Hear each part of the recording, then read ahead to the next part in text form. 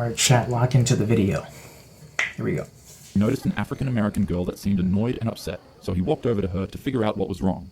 The lady told him that she was invited out to play dominoes, but everybody there kept offering her drinks and telling her to club when she wasn't a drinker. It was extremely late, and she was tired and wanted to go home, so the Grim Sleeper pointed to his vehicle outside. He told her that he has a car, and if she really wanted to go home that badly, he could just take her. Delighted, the woman sprung out of her seat and followed the dangerous criminal back to his car. She got in first, and he shut her door like a gentleman. Then he got into the driver's seat and began taking her to her house. After a while, she told him to make a right turn to her house, but he ignored her. Confused, she repeated herself. You're supposed to make a right over there, not a left.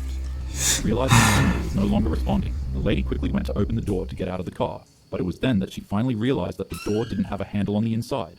She was literally trapped in the car. Becoming filled with joy, the monster finally revealed his intentions to the woman, and as you could probably guess, they were horrible and evil. But there was only one problem with his plan. The woman he was talking to wasn't any ordinary person. The Grim Sleeper had accidentally trapped himself inside a car with a cheetah, also known as the most dangerous woman in the world, a title that would be given to her just 1 year later as she'd go on to win the 1994 kickboxing championship. When she was young, she was ruthlessly bullied and chased around the town. Her uncle was a martial arts master, and unknown to the Grim Sleeper, her uncle forced her to fight him every single day in order to get her black belt. At the end of the day, whenever she finished practicing with her colleagues and got ready to leave, her uncle, also known as Master Quiet Storm, would lock the door with a key. And if she wanted to exit the dojo, she'd have to beat him in combat and forcefully pry the keys out of his hands. She did this every single day as a kid. As the criminal asked her to comply with his sick demands, she told him no. As you could guess, this angered the psychopath, so he swung at her with his full might. But immediately she blocked his punch and spun back with a devastating counterpunch, striking him straight in his face. "Oh, so you're a fighting type," he said as he smiled. The woman quickly jumped into the back seat of the van, and he followed after her, which would go on to prove to be his worst mistake. Once he was trapped in the trunk of the van with the professional champion kickboxer, she unleashed a hellish attack on him. He tried to tackle her, but she grabbed his shirt and swung him around in the trunk of the van, smashing his head against the inside of the vehicle.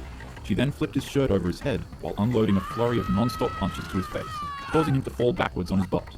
At this point, the girl noticed that his pants were unbuckled and falling down, so while they were still in the trunk, she stomped on his chest and grabbed his and pulled them so high that she thought she ripped them off of him. The Grim Sleeper shrieked like a banshee and began crying out in pain. He quickly gave her the keys to unlock the van and escape. But before she left, while still pulling his royal jewels, she told him, "When I say no, it means no," before delivering a nasty right hook to the crying man, nearly knocking him out. She took the keys, unlocked the trunk of the van, and quickly escaped while throwing the keys away so that he couldn't follow her. Fredia Gibbs would go on to win her first championship after that year, officially titling her as the most dangerous woman alive. And years later, the Grim Sleeper would later be caught and arrested in 2010 because of an eaten pizza crust he left at a crime scene. When a bitch says no, she means no, and I walked in, BAM! Then I left. The Night Stalker. In the summer of 1985, the city of Los Angeles became gripped by fear. Night after night, a mysterious intruder slipped silently into homes across Southern California. He struck in darkness, often entering through unlocked doors or open windows while families slept, and he did the absolute unthinkable to his targets. If there was a man in the house he broke into, he would immediately just end them, then he would attack and assault the man's family, often carving evil imagery into women and anybody else in the house, and then he would stab them until they perished. The victims described him as a thin, satanic man that had wild eyes and reeked of sweat and cigarettes. Police didn't know his name yet, but the media soon gave him one, the Night Stalker. This individual had 15 victims tied to his name. He by all means was a top priority to officers in the nearby counties. On August 31st, 1985, he casually strolled into a nearby convenience store to pick up a beverage because he was thirsty.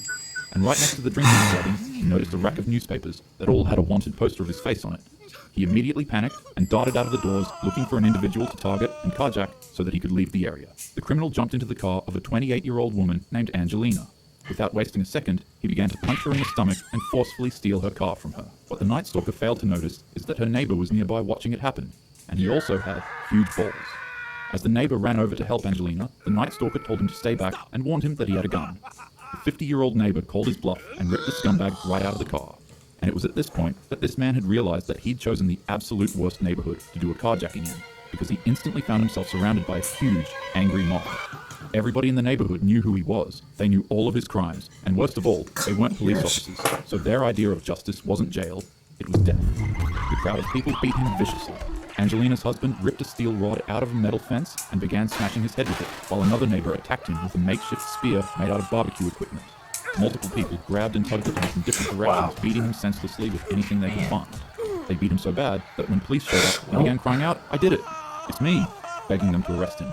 Reports state that once he was arrested, he began speaking Spanish to himself, saying, "Thank goodness the police came and arrested me. I'm so lucky." When he was taken to the police station, a crowd of 500 people surrounded the building chanting, "Kill him," in unison. He would go on to receive 19 death sentences. However, he would pass away from cancer at 53 years old in 2013.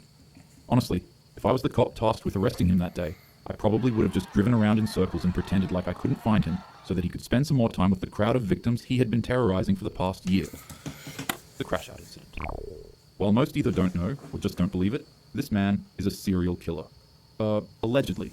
He grew up in the Parkway Gardens, an area that would later on become named O Block, which is named after his close friend and mentor, OD, when he was murdered. A little later, Pontoon, another one of his friends, would pass away in the same way.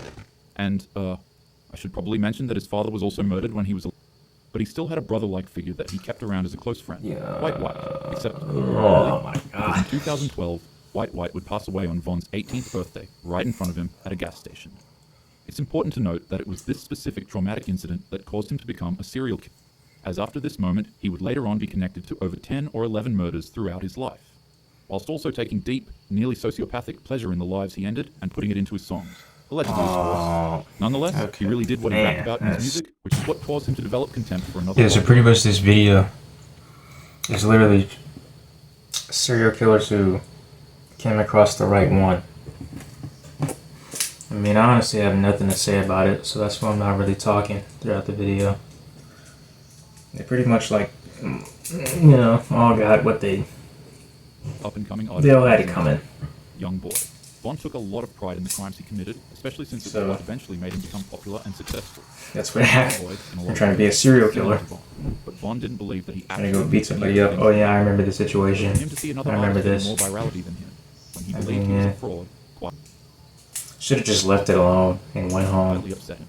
And so, completely unprovoked, he'd go on to publicly say that Young Boy lies in his music online. Yeah, you got cap in your rap. You got cap in your raps.